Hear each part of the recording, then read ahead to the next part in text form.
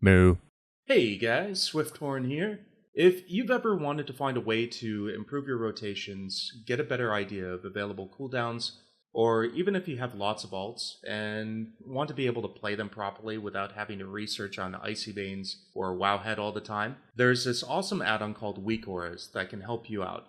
It's a little bit difficult to set up, but I'll show you how to set everything up in this video.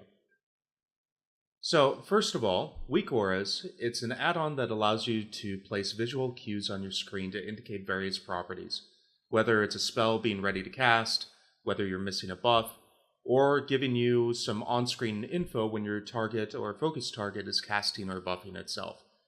It is a pretty robust add-on that can give you lots of information, and that's why sometimes it can be a little bit overwhelming if you just download it without any previous experience with it.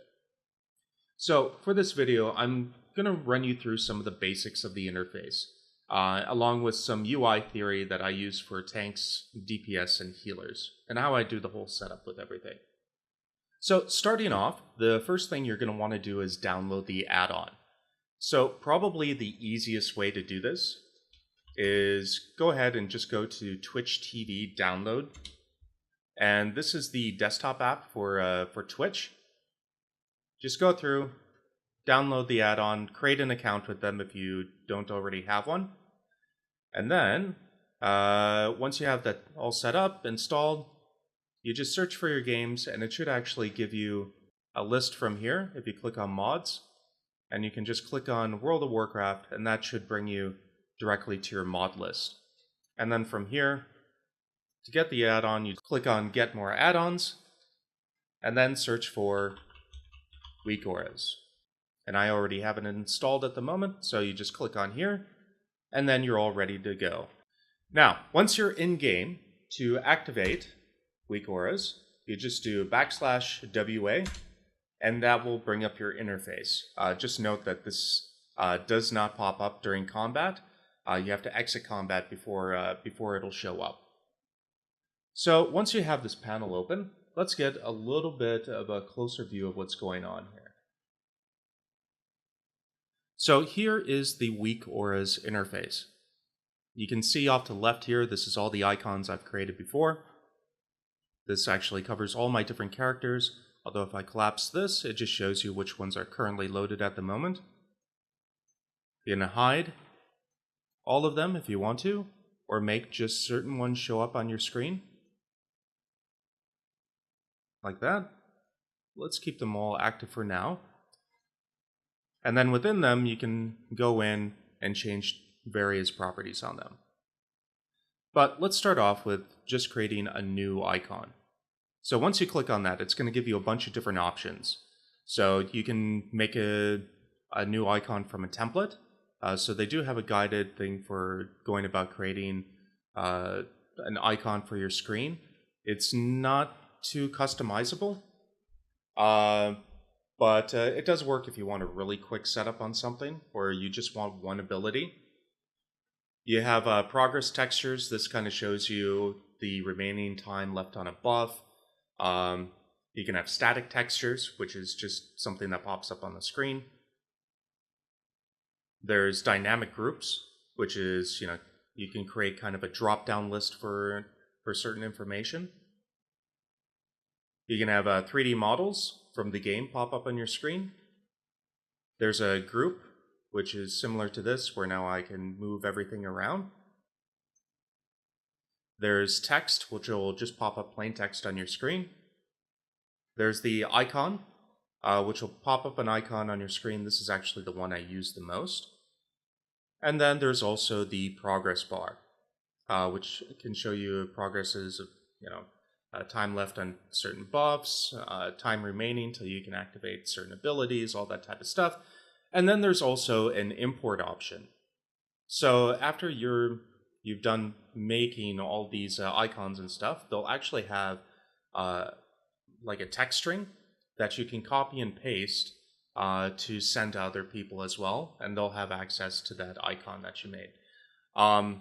For the icons that I normally do the setup on, it's actually quicker to just build them yourself versus this, but there's more complicated things like for making dynamic groups. that this becomes a lot more helpful with. So let's go ahead and let's just create an icon. Now when this pops up, it's going to have a section here for you to actually name it. And I'm going to call this Avenger Shield 2. So right away, our icon is right here. So off on the right hand side, you can see we have the display here. So on here, there's a bunch of different options.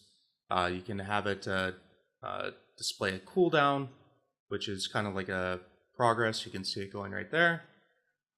Automatic icon is where it detects what you're trying to make the icon show up for. So for example, if I wanted to detect when Avenger Shield is ready to be cast, the automatic icon will put the Avenger Shield graphic on top of here, which you can see from the abilities down here. I mostly use that. You can do a desaturate, which removes all the color and makes it black and white, or you can also add a glow texture to it. Second thing is you have the text settings here. This, you activate it or you deactivate it. I normally keep this to what the button is on my hotbar to be able to cast the spell. So for me, Avenger Shield is on C, and that'll pop up there. Normally I like the text to be a little bit bigger, so I go to 20, and then normally I do the positioning just directly on the bottom, so you can see it pretty well right there. You can add additional text on there if you want to, but I normally don't suggest it because it'll get cluttered. You can also do some zooming and things like that on the icon to make it a little bit bigger in there. You can set the alpha to make it more transparent if you want. But normally I don't bother with any of that. I just leave it at 100%. Leave the zoom at 0. And you can even do things like tooltip on mouse over. So if you want to see what the spell ability is with the little tooltip thing down here, you can activate that. But I normally don't do that. And then for the position settings, you can adjust the width and height of the icon. I normally just leave it at 64 by 64. You can set where it's anchoring. Normally you don't have to touch these too often. But down here is where you set the positioning of the icon on your screen. So for me, normally, it'll be, if I want to place it on the lower left-hand side here, I do a -70. That'll move it over here. And then this is -280. And that just drops it down there. So let's hide all these other icons and just pop up the Avenger Shield 2. So that's the positioning where I normally keep all of my spell rotations. So as I'm going through and using Judgment, Avenger Shield, etc., this is the spot that I actually want to see where all those abilities are at. So if we go next, let's get it to actually pop up the Avenger's Shield icon. And you do this by the trigger, and this basically tells it when it should be active. So right here you have the chosen trigger that you want to select. Right now we just have the one there. And right now we're not looking for a buff, so we want to select status. And then for here you have a bunch of different options to choose from. For example, if you have an item equipped, certain powers, for example, energy, combo points, all that type of stuff. But what we want for our tank is action usable. And this means I want it to pop up when a certain ability is available. So we'll just go Avenger Shield, hit return, and you can see already that the icon is changed over to here, to the Avenger Shield icon. And we want it to basically pop up anytime Avenger Shield is ready to be cast. Now if we wanted it to be only when it's not available, you want to pop it up. I don't know why you'd want to do that, but you'd press inverse. And that means it'll pop up whenever an ability is not available. So for example, if I wanted it only when Judgment is unavailable, I go action usable, judgment, and then inverse. And that'll mean that icon will pop up when Avenger's Shield is available, but Judgment is not available to be cast. And that's how we go about creating our rotations. Alright, so next thing we can go to is the conditions. You're going to add some pretty customizable stuff on here. Normally I don't add anything on here. It makes it a bit complicated, but if you're wanting to fine-tune all of your rotations and stuff like that, for example, I do a simplified version of the rotations on Icy Veins, but I normally don't pay attention to things like if you're above 70 focus or something like that, like for Hunter abilities. I just don't bother with it. But for here, you could actually add something similar to that. Next one is the load, and this tells you when that icon should be loaded. So normally, because I don't want these icons up all the time, I say only appear in combat. I want it only with the player class Paladin. And I only want it when the talent specialization is for protection. And now it'll actually hide the icon if I were to switch to like Retribution, or if I switch the character that I'm playing, because it does actually save all the icons for you down here. So if I were to go to this one, this is my Astral Shift, and it shows me that it only pops up when Shaman is being played. That's running enhancement at the moment.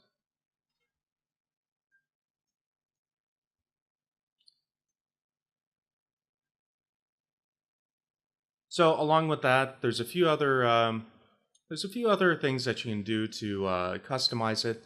The actions, I normally don't bother with it too much. You can have it do some certain things like show certain chat messages, play sounds, all that type of stuff.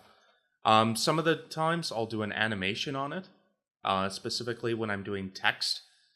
And then all you have to do is go to preset, select flash, and down here you can see that whenever it's available, it'll be flashing, or if any time that it becomes available, it slides in from the left, and when it's used or unavailable, it slides to the right. So if we were to go like that, you can see that it moves around.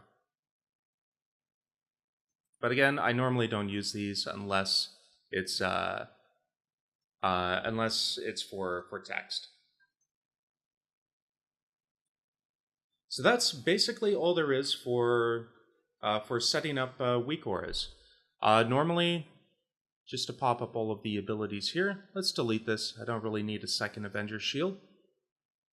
And let's just take a look at how I have my UI layout for my Protection Paladin. So normally how I build all of the interfaces is this lower left-hand icon right here. I normally do this as my single target rotation.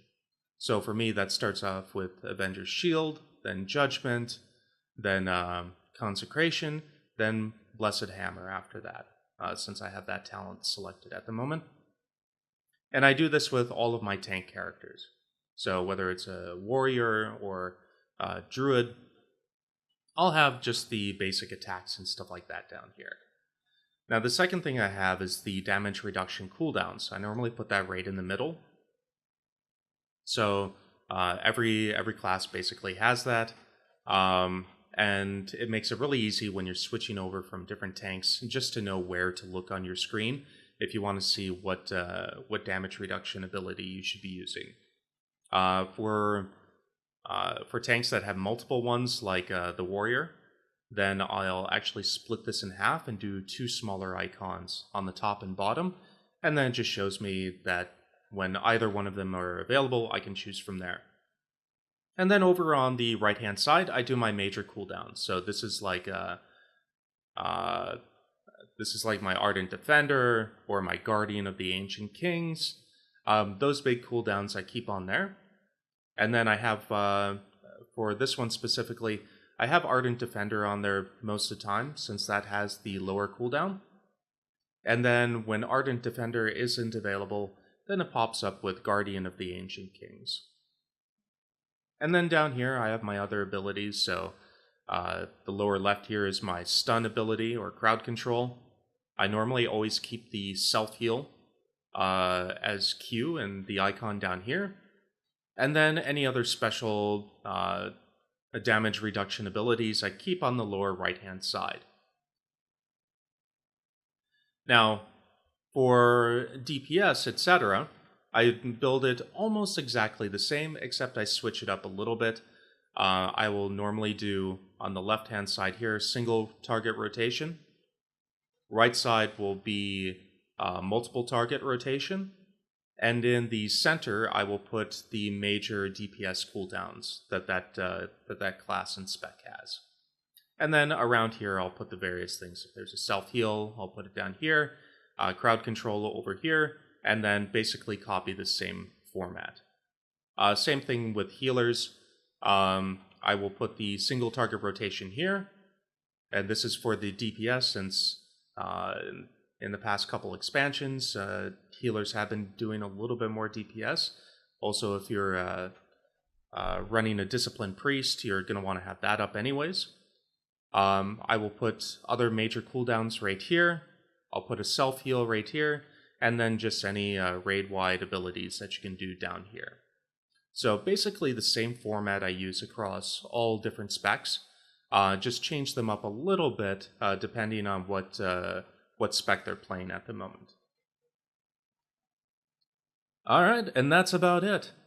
Thanks a lot for watching, guys. If you enjoyed this video and want to see more, click the subscribe button at the bottom. And as always, stay swifty.